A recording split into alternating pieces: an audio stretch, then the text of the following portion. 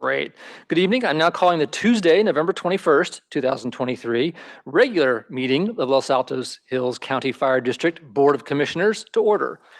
Time is 7:13 p.m.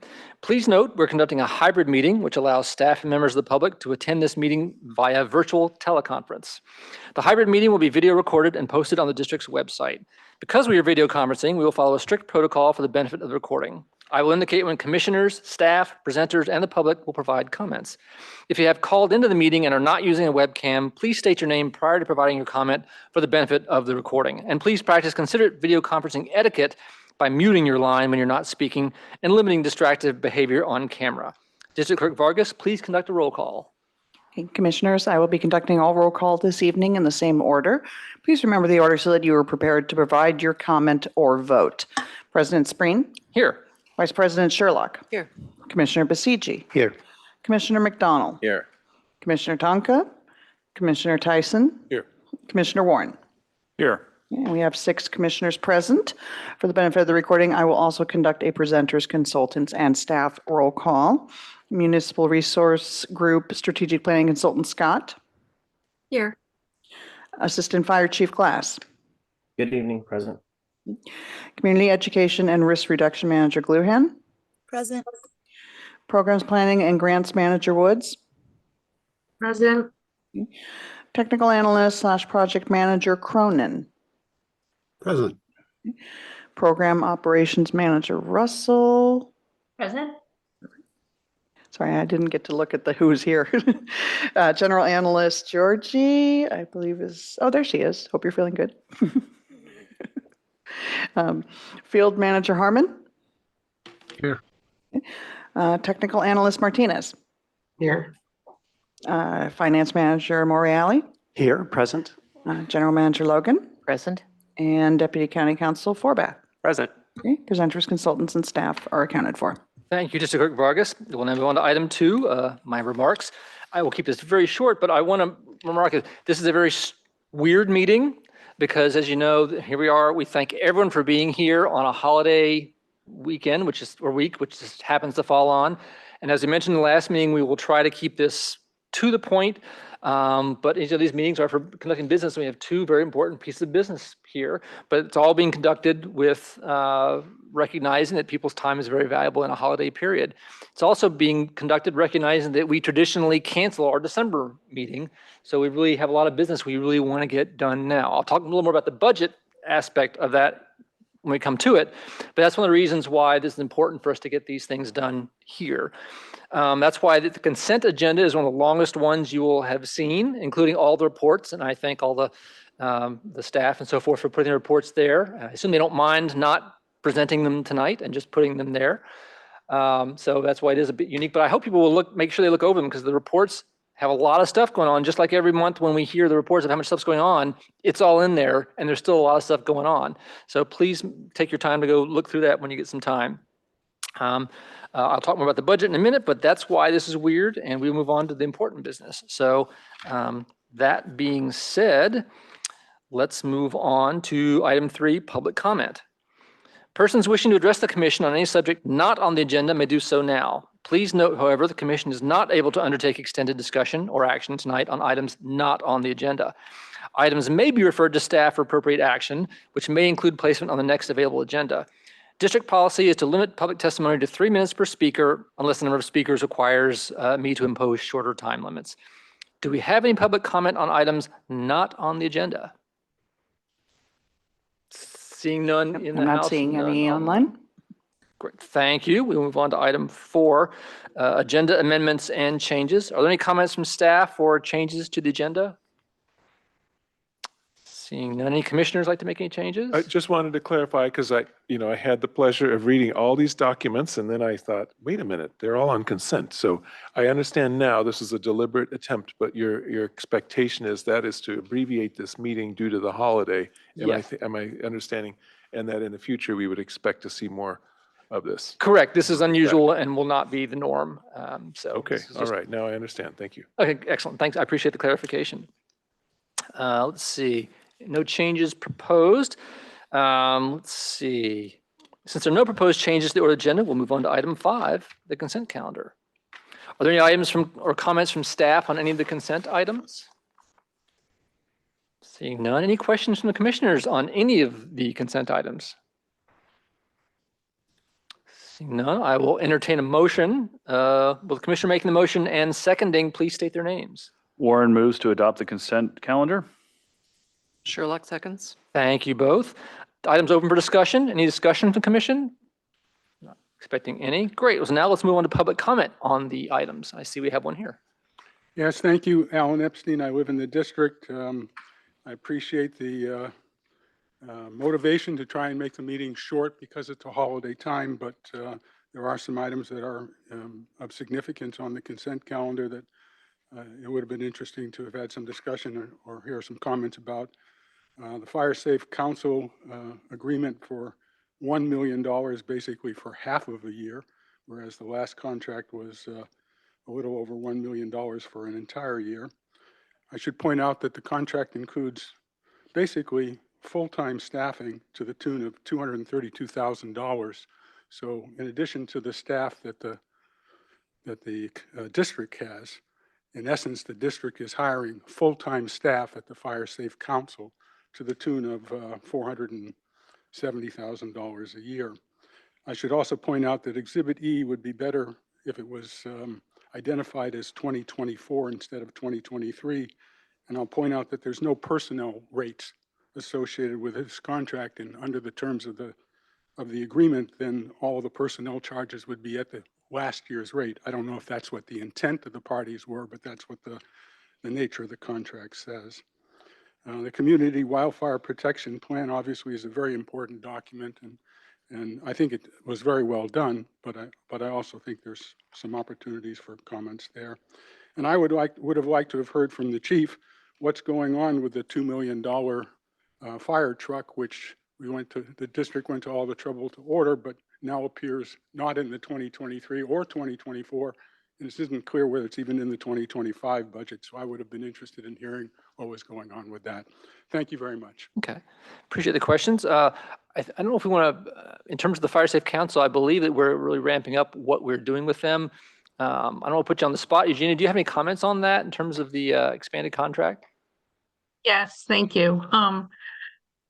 We have effectively doubled the amount of evacuation routes that we'll be performing and targeting in our work plan. And as you know, you've seen in the last couple months, our work plan uses them as our project manager. So yes, that part of the personnel area has almost doubled because we've gone from 2 to 4 evacuation routes a year up to targeting 6 to 8 for next year. So there is that much more personnel needed for our project management.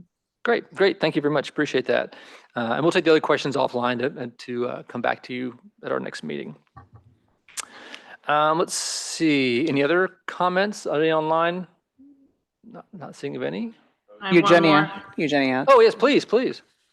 I'd just like to thank Scott Eckert from DUDEC for coming to our meeting tonight to see the final CWPP annex for, even though it's on consent calendar, DUDEC was very instrumental. Thanks for spending the time to come tonight, Scott. Definitely. Appreciate that. Let's see. Any other comments? Seeing none, we will now vote. District Clerk Vargas, please conduct the roll call. President Spreen. Here, or yes. Vice President Sherlock. Yes. Commissioner Basigi. Yes. Commissioner McDonald. Yes. Commissioner Tyson. Yes. Commissioner Warren. Yes. The motion passes 6-0 with 1 absent. Thank you.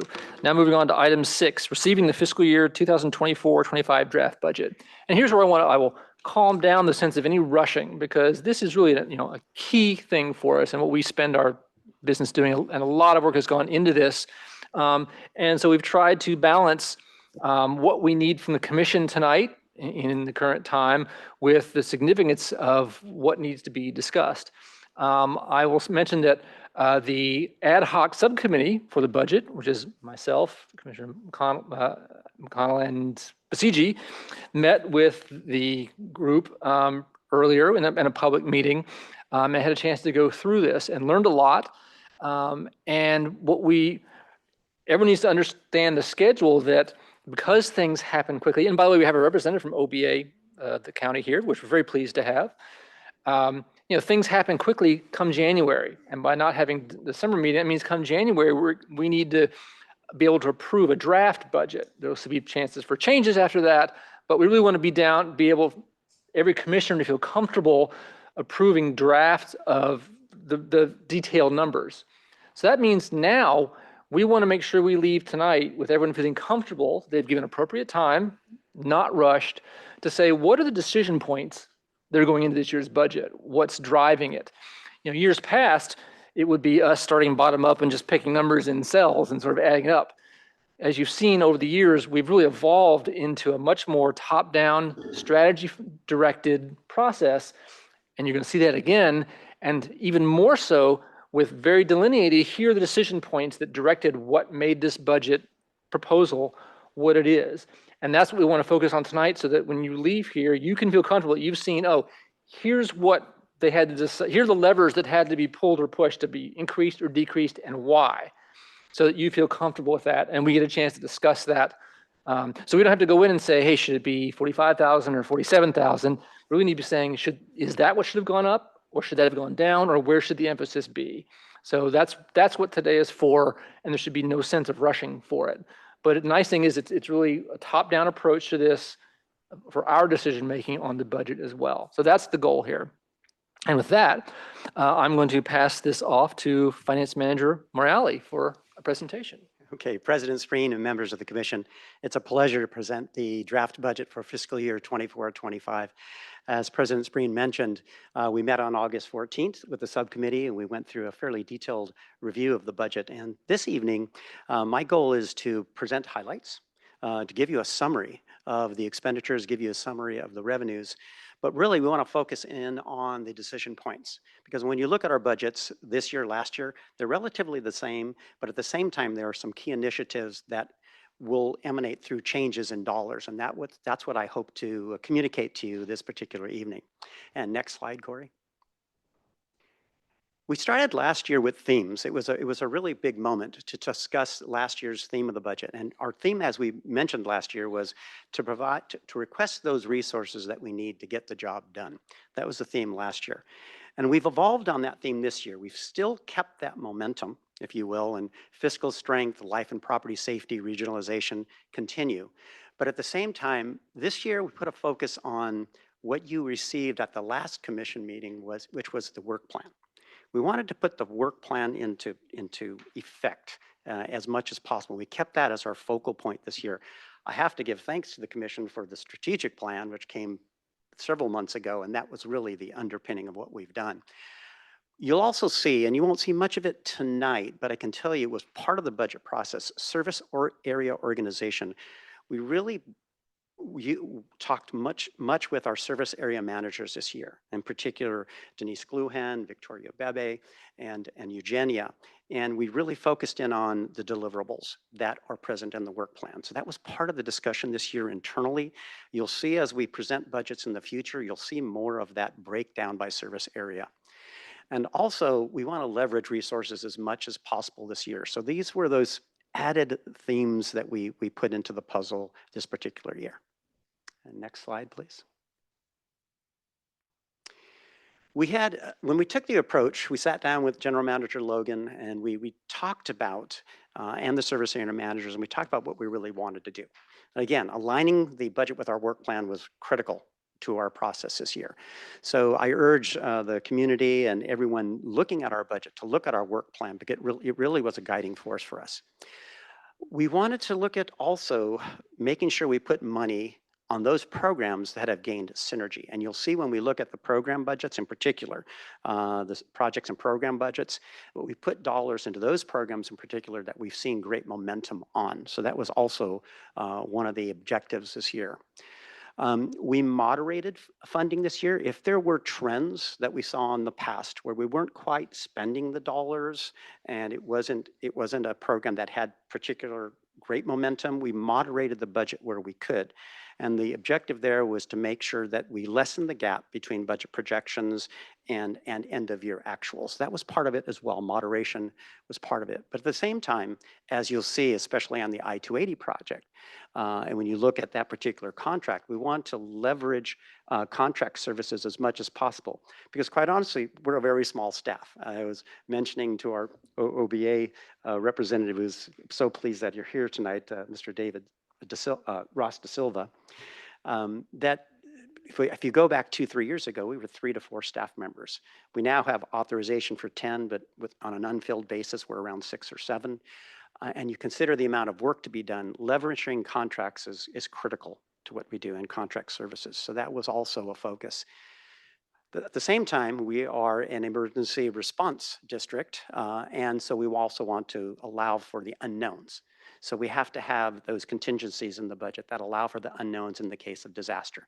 So that's what led thematically and approach-wise how we approached the budget this particular year. On the next slide, please. So if we look at our budget, this is a donut with a lot of percentages. It suffices to say that just like last year, I think the number actually last year was 74%. We're very comparable to last year's budget in the fact that we put most of our dollars, the lion's share of our dollars, towards life and safety projects. And that is 34% for our fire and emergency contract, 8% for the augmentation of the battalion chief contract, 5% for augmented fire staffing during high fire seasons, and 25% towards life and property projects and programs, which again, all these augmented services equate to 72%. I will mention that if you really look at the budget in detail and you start asking the question, well, where do salaries go? I did not add salaries into that 72% number, but if I did, my guess would be that we're somewhere in the high 80%, low 90% of all resources going towards the core focus and mission of the district. And next slide, please. Another way to look at this budget is just a side-to-side comparison of this year's budget and last year's budget. The blue is last year's adopted budget, and the, it looks like canary or orange color is this year's proposed budget. The budget went down, but that doesn't mean it's weaker or less attentive. I would say it's smaller in size, but just as robust in terms of delivery. So if we look at where all the action is in the budget, I can best portray this by looking at several bar chart depictions. And Corey, if you can just tap it once. All the action this year in the budget is really in projects and programs. You can see that increase in that particular line item. Capital, I'll bring to your attention, it didn't go up per se, but we also kept it at the level that we had last year, so we continue to build capital where we need it. Staffing, we are asking for additional staffing this year, so you'll see that's part of the action in the budget this particular year. And professional services, you'll see it goes down, but it goes down because of, and I'll explain this in a bit, we had one-time services last year that necessarily we can't repeat this year. And you'll also see one notable change in the budget is the fire apparatus. Well, clearly that's considered by the county and by us a one-time expenditure, so it's not to be repeated in the next year. So it drops out of the budget. But having said that, those components make up really the biggest momentum in the budget. If you look at the first 3 bar charts from left to right, they are significant, they're important items, but they're not decision points in the sense that the central fire contract is just subject to COLA, and the battalion chief services is just subject to COLA, and the augmented fire staffing will continue as always, although we did some moderation there on the fire crews, I believe, this particular year. So that, in essence, is how we tee up what President Spreen called the decision points, and I'd like to get into that next.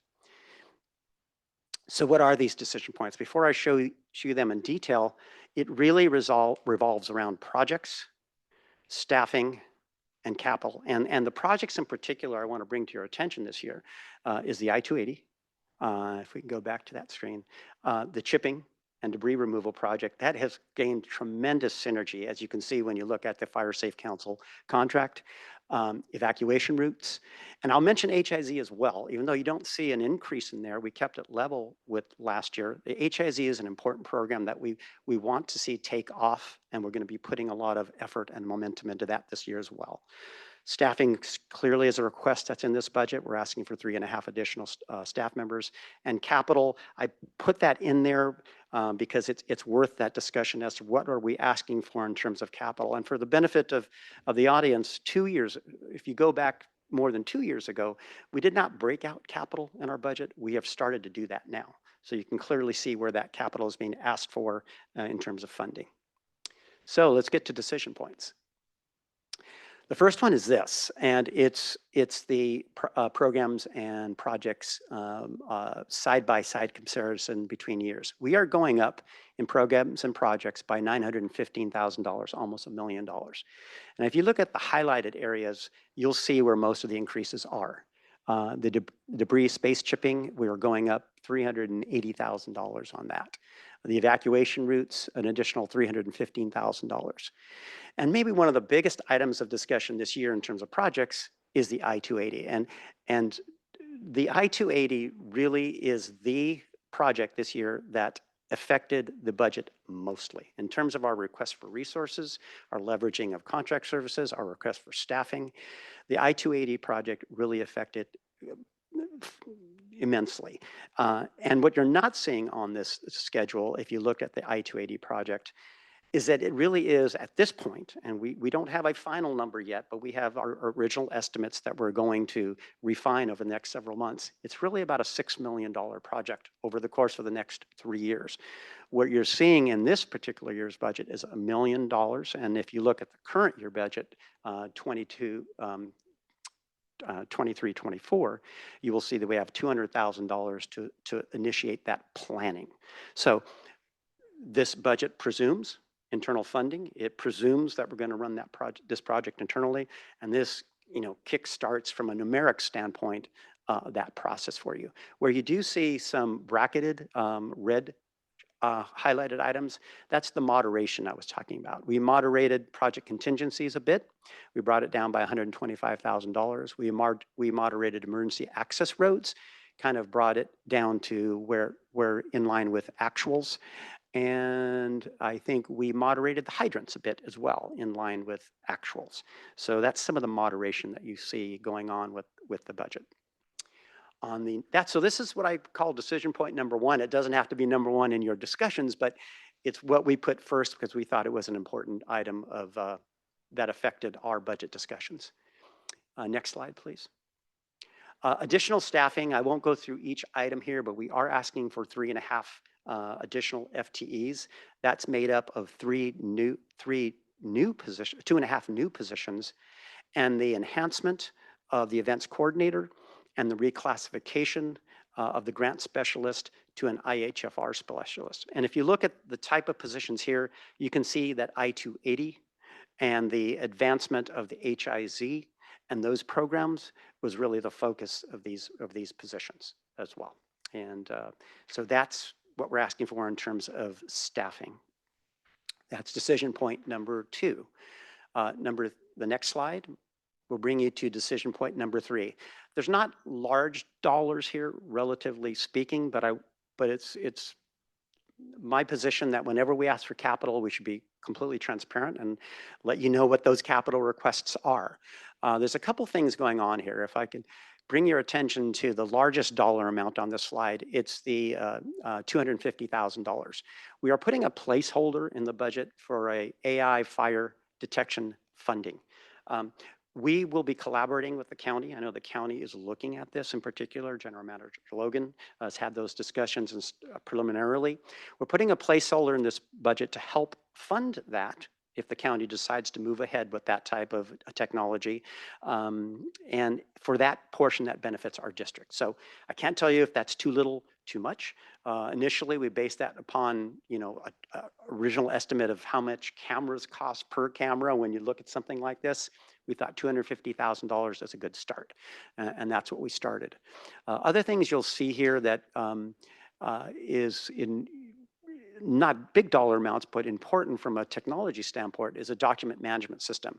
We've talked much about improving our search capabilities. We are looking at document management systems that will archive all our digital documents and present it in a portal through our website that would allow for easy search capability. So that includes not only the technology, but the consulting services to do that. So that's involved there. We have some power bank requests there for staff out in the field, and also portable disaster technology.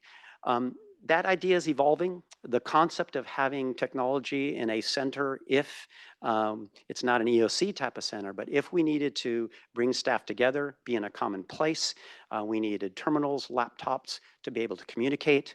That's where that idea comes in there as well. The other notable item here is you'll notice vehicles dropped, and they've dropped because we're considering the possibility, and this is something that will evolve between now and January, considering the possibility of leasing vehicles versus purchasing them. Having said that, I'm coordinating with the county and county council on that process. We don't know whether or not that model will be viable, but we're entertaining it. So if in fact we find out it's not going to be viable for us, we'll add back in the total purchase value of vehicles, but we are asking for 2 vehicles in this budget.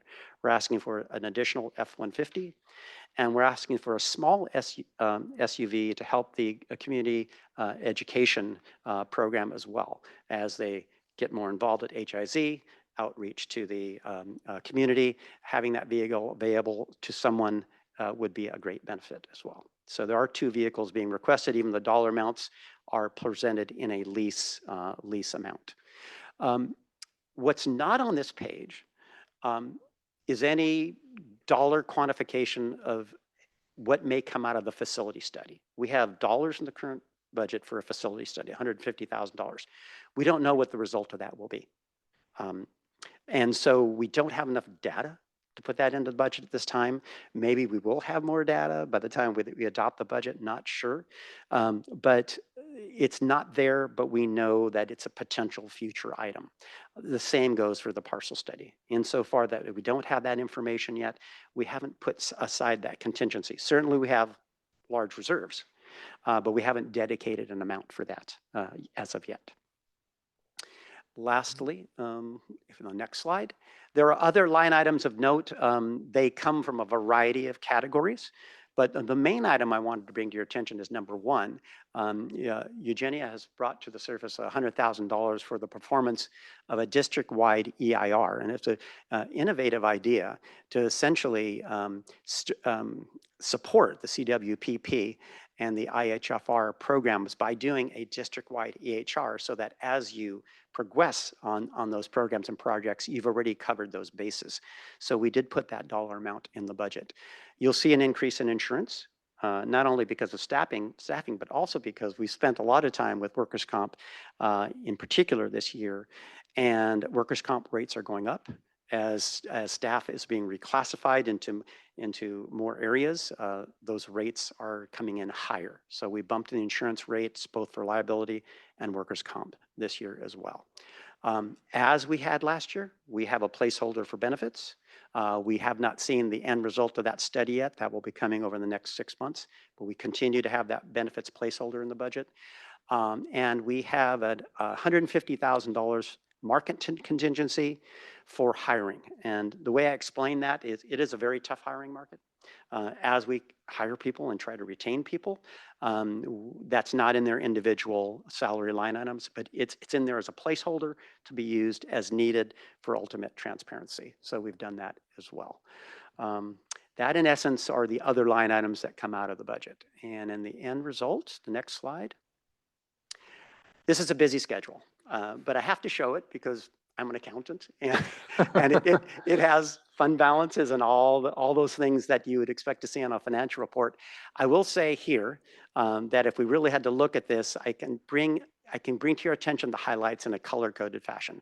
If you click once, Corey, you'll see a budget here that's going from a $19 million expenditure budget to a $17 million expenditure budget this year. So it's gone down, but the reasons are mainly because of the fire engine and the one-time takeaways as well. If you click again, Corey, Thank you. You'll see use of funds for that same reason went from $3.2 million last year to $1.6 million. So we still have expenditures over revenues, but that's intentional, that's deliberate. Again, that's trying to get that synergy and momentum going as we bring on resources. If you click number 3, Corey, which means we do have a growing fund balance. And we have a growing fund balance not because of this one year in particular.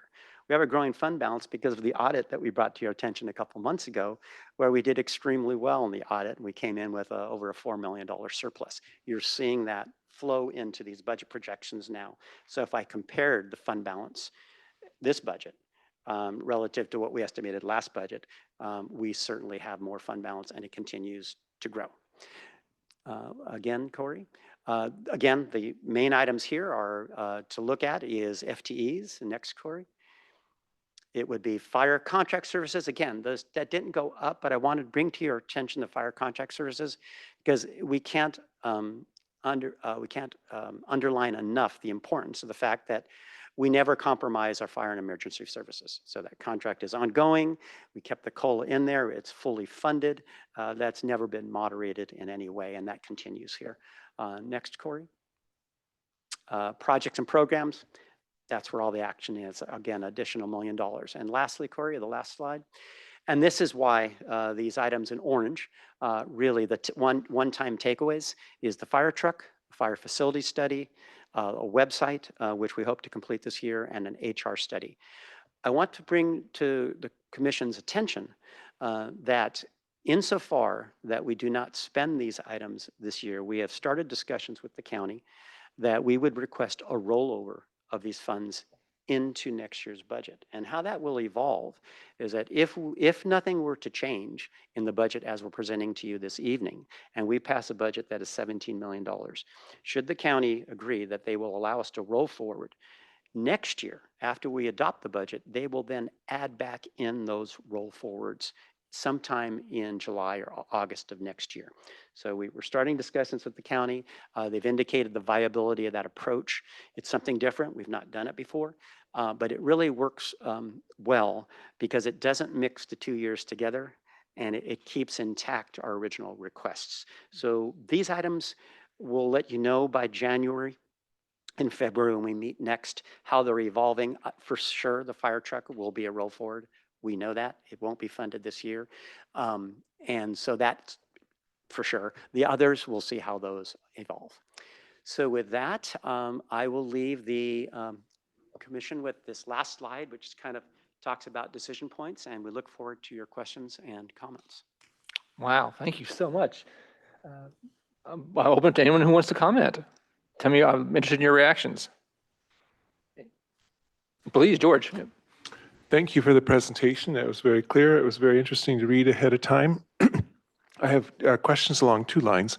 One is that, and I can't quote exactly, but there was a fire service study countywide recently, and it noted the poor state of repair or functionality of many fire stations. And I was kind of surprised even that El Monte was not, they noted some deficiencies. So I'm just wondering, as part of this discussion, or did we talk about any sorts of upgrades to that fire station and how that might fit in with that? Mm-hmm. Yes. Oh, so Jay might want to address that. Yes, Commissioner Tyson, that was the LAHCFD study, Mhm. and it looked at all of the various fire stations throughout the county and did identify El Monte as being a station that needed upgrades. You know, we're aware of that, but when Central Fire, when they're doing their appraisals, we're somewhat in the middle ground on that, not at the top or at the bottom. And so it's continuing conversations with Central Fire as to how they can get that worked into their facilities schedule for upgrades. Okay, so we pay, but they need to have, they control the scheduling and the prioritization of the actual improvements or work then? Sure. Yeah, they would do that because Okay. when you go, so we did a modest upgrade last year. As you recall, we took out all the old carpeting, Yes. put in the new hardwood for health and safety reasons. But to get into more of that kind of renovation that's a higher grade, it's going to be moving the crews out of El Monte. Oh. And then it's like, where do we put them? How do we house them? What do we do with the bays? There's a lot of logistics. Okay. And so we're in tandem looking at the district parcel as being an opportunity for a fire station. If that fire station were there, that may come first to then move the crews there and then renovate El Monte. And would that be a tear down or would it be a renovation? That's still to be determined. Thank you. Okay, so that's pretty long term. All right, I appreciate that. I have one additional question, and that is, I'm putting on one of my other hats now, and that is in light of the more extreme weather that we're seeing as a result of climate change, I would say that can we look at some of our expenditures in concert with that to say, for example, if there needs to be an upgrade or a replacement of water heating, that it be done with a heat pump in terms of the fire station or the HVAC system. And I noted your comment about the leasing of vehicles, and I would say, would these be logically electric vehicles as an alternative, as a good source, given the fact that we're not dealing with great long distances? I would see it'd be an opportunity to kind of have a visible decarbonization focus on that. And you know what my other hat is? I'm the chair of Silicon Valley Clean Energy, so I got to say that. Yes, well, Commissioner Tyson, thank you. Well, in the vehicles that we're looking at the very least, we're looking at a hybrid. We know with trucks that particularly maybe have a high load, we're not sure that we can go full electric, but we are looking at hybrid at the very least to make sure that we have that capacity. If electric is an option, in particular, the small SUV, I don't see why it wouldn't be an option for the small SUV in particular. But we are cognizant of that. And we want to make sure we stay as green and clean as possible as well. So that's our current purview in terms of vehicles. Great. Just wanted to plant that seed there. Yes, thank you. That's awesome. Any other comments, questions, reactions? Just for the pickup truck, the electric pickup truck would lose half its power for towing. When it has to tow something, it didn't have sufficient power, so that's why they were looking at the hybrid instead. It didn't have the capability of that. Any reactions? Do you feel? I'm looking for people to comment. Do you feel informed? Do you feel like you got a handle on it?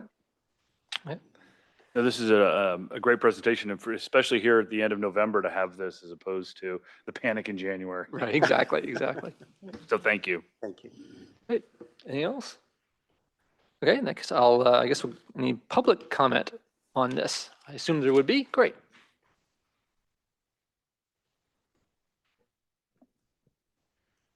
Yes, thank you. I'd like to make a few comments. I did attend for most of the meeting, the working session. I wasn't able to stay to the very end, but I did send the district some comments that I had about the proposed budget. First thing I wanted to point out was the substantial difference between the estimate for 2024 and the original budget for 2024. There's actually a $6 million difference between the original budget for 2024 and the now expected actual budget for 24. 2 million of that is with the truck, which I still don't understand the situation with what's going on in the truck, because it's not in the 24 budget and it's not in the 25 budget. So we're either not getting a truck or it needs to be in one of the budgets. And I don't think we should be dependent upon the county deciding whether they wish to roll over the funds or not. If we're not going to make the expenditure in 24, then put it into the 2025 budget, and then you don't have to worry about that. Revenue is a little less than I would expect it to be based upon the tax roll and the earnings on substantially more cash. We have over $40 million in cash at this point in time. Since I have limited time, well, maybe I don't. I guess I would want to focus on the issue about the I-280 corridor. I just would like to point out, I know this isn't a project that's of interest to the commission, but 2/3 of the district has to burn up before that becomes a critical matter. And the most significant issue that the district needs to face is the potential of a wildfire coming in from the west into the district. And if you look at this budget, there's only $75,000 allocated to address that issue.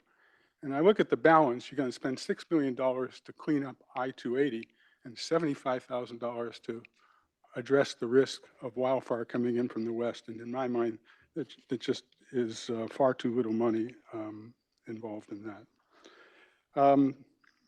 Thanks, George, for bringing up the point about the El Monte Station. I saw that in the LAHCFD report, and that was one of the items that was on my list, and I appreciate the general manager's response to that. I see 3.5 additional people. I know the district intends to do more work, but we did just doubled our staff from 5 to 10 this year. There's some question in my mind, particularly with the additional 2 people that have been added at the Fire Safe Council, whether the district needs 3.5 additional people to meet its program objectives.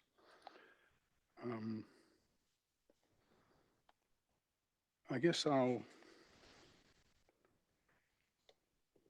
May I interrupt and say, he's only seeing the 3 o'clock timer, which you haven't turned on, whereas your timer down here has Okay, expired. I'm gonna let him finish because he's getting to the end, and I want I am very close to the end. Thank you so much. I I see. appreciate your accommodations on the time. I think those are the principal comments I make. Thank you very much. Great, thank you. I just want to say one more thing. I Yeah. think they did an excellent job, by the way, in terms of putting the budget together. It was well thought out and very, very well presented. And my comments relate more to the strategy than it does to the implementation of the budget. Great, thank you, sir. I see Russ has some comments. Just wanted to address the fire truck. So we are pretty certain that we will not be funding it for a year or 2 because of the supply chain delays. And so having said that, that is why it is not in our estimate as being funded. It will not be paid.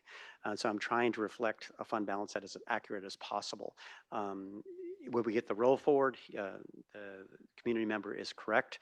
We want to preserve that. That's why we're asking for the roll forward. In fact, we may have to ask for a roll forward again, depending upon the supply chain delays. But unfortunately, the fire trucks are taking well over 1 to 2 years to deliver and fund. And so that's in essence the challenge we have right now. Is it fair to say that the roll forward is really a strategy to allow us to keep the authorization that the county supervisors have already given us and reflect that as it's going forward? And we don't have to come every year and re-ask for that authority. It's kind of already approved and just moving forward beyond the boundaries of a budget. Well, they may have to approve it year after year. I'll defer to the county on that when I speak to them. But having said that, the request to put in a roll forward request every year is allowed for by the county. So they just ask us to quantify it, explain it, and then they will acknowledge it and give us their confirmation. But so far, in my initial discussions, and we'll have more discussions with Ross here as we move forward, that's our intent, is to keep that going that way. Times are different now on supply chain delays, especially for fire trucks. Great. Thank you. And thank you for the comments. Oh, Jim? I just wanted to ask you a question, which is regarding the fire truck, which is not directly related to the basically the budgeting, but it begs the question: are we looking at potentially a different source of that particular item? For example, refurbished truck. Is that anything like that is even possible, as opposed to brand new trucks? Well, that would be a call by Central Fire, but we're looking at a brand new truck that's manufactured and made. And I don't know, Aaron, County Council, if you want to say something, because you're involved with the procurement of the truck. But they're very singular to purchase. They're handmade. That's where the supply chain comes in as being an issue. And there aren't a lot of manufacturers. In fact, I think it's probably sole source that manufacture that truck. But do you want to? I don't, but I see Assistant Chief Glass has his hand raised. Thank you. Okay. Chief Glass has a comment. We can. Chief Glass. Thank you. Good evening, everybody. Yeah, it's a good question just to answer for the commissioner. The engines are custom built, or the trucks are custom built. And so again, we're looking for fleet standardization, which is why we're building this truck. It's going to match the other trucks that we have in Cupertino and Los Gatos, so that we can put the staffing on the unit and they know how to train and operate that vehicle. So again, we use the Kovac Mobile Equipment. KME is the builder of the truck, and that truck platform is the one that delivers service throughout the entire jurisdiction that we serve. We have never in the time that I've been with the department used a refurbished vehicle. You do have to send those out, and many times they don't meet the current safety standards. So It's an option we could look into it a little bit further, but typically as motor vehicle and transportation standards, safety standards change, modern equipment needs to be replaced. So the recommendation is every 10 years or 100,000 miles, an engine goes from frontline service to reserve status and then serves an additional 10 years there. So we are getting 20 years of life out of these vehicles, sometimes a little bit longer. Some of the vehicles we have in service even today are 25 because of the maintenance and care that our crews take for the vehicle. So they are a really good return on investment. Thank you for the wonderful explanation. I stand corrected. Thank you. Any other comments? Oh, wait, I see Yes. General Manager Logan. Yes, I wanted to talk a little bit with the commission about the I-280 and the Western Strategic Community Fuel Break as being very important because, as we're trying to strategize as to how to keep the Los Altos Hills jurisdiction safe, we're looking at I-280 and then on the west, the Community Strategic Fuel Break. I-280's greatest hazard is vehicle ignitions. That's what we're trying to prevent because as cars pull over to the side, they roll into the tinder that's there. That's what starts the flames. And so we're using fire science to recognize that that's the threat on I-280. And, we've talked about that many times as to that kind of tinder that is that threat to ignite from vehicles. Then as you look at the Community Strategic Fuel Break, which is on the western side, very, very different kind of way of building a fuel break because it's a lacing of mid-pin, open space property, and residents all along that way. Each resident has a different configuration. And that's why when you look at the budget, you've got the $100,000 for the EIR study. That is to be able to do the CEQA that's necessary and then be able to look at those residents and try to figure out how that fuel break is. It's not continuous, it's difficult. We're using fire science to do that and how to work with the resident to bring that in. In the middle of all of that, we've got all the roads that go through Los Altos Hills. And so that's where the evacuation routes go in. So it's a strategy of looking at that Western contingency and understanding there's EIR complexities there and CEQA and resident complexities, and then looking at I-280. And that's one of the easier ones to put a fuel break in and delaying the threat of any kind of vehicle ignition, and then doing all of the evacuation routes that lead to people safely out of Los Altos Hills to thoroughfares, which is I-280, that it won't be on fire when people try to get out. So that's kind of the strategy, putting it in a very quick perspective for you from the fire science perspective. And I don't know, Eugenia, that's one of the things you're working on. If you want to make a comment as to that, to highlight what we're talking about here. I know it's very much part of the I-280 DUDEC plan because you're handling all of those various projects. So thank you. Thank you. And the only thing I would add to help with the clarity of the difference in the dollars is that in our Community Strategic Fuel Break, we have several regional partners, and those are Mid-Penn, of course, owns a vast majority of the land, and they have moved forward with a lot of the recommendations that we made in our reports. And we're hoping to get a report to you this spring. They've had a bunch of staffing changes they're coping with right now. So we haven't needed to spend funds to move that strategic fuel break forward because we don't own the land that they are working on. They do, they manage it. So that's one of the big differences between doing the I-280 fuel break and the Community Strategic Fuel Break in that southwest area. We're supporting the plan, but we're not actually paying for the vegetation management because the land manager already has the funding to do that.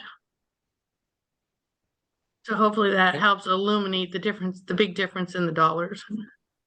Great, thank you. Any other direction we want to provide as commission? Any final comments or? I just have a very brief comment. Just from spending summers at Station 8, in the afternoons and the evenings, there are up canyon, updraft winds that are quite strong that come up in our normal weather pattern. So, that increases the chance of fire from Interstate 280 spreading into the neighborhood. It's a normal weather occurrence throughout the fire season. Oh, interesting. Great. So, thank you. Last chance to give any direction to our budgeting crew or to really the entire staff which is involved in this. Everyone feels comfortable. I'm seeing nodding heads. I just wanted to take a moment to really appreciate the incredible work they've done. This budget is better than anything I've seen in a private enterprise. I mean, this is wonderful work, and all the reasoning behind every item is more or less sorted out. The alignment with the work plan, alignment with the strategic direction, all of that is more or less worked into the program. I have nothing but praise for this incredible good work. Thank you.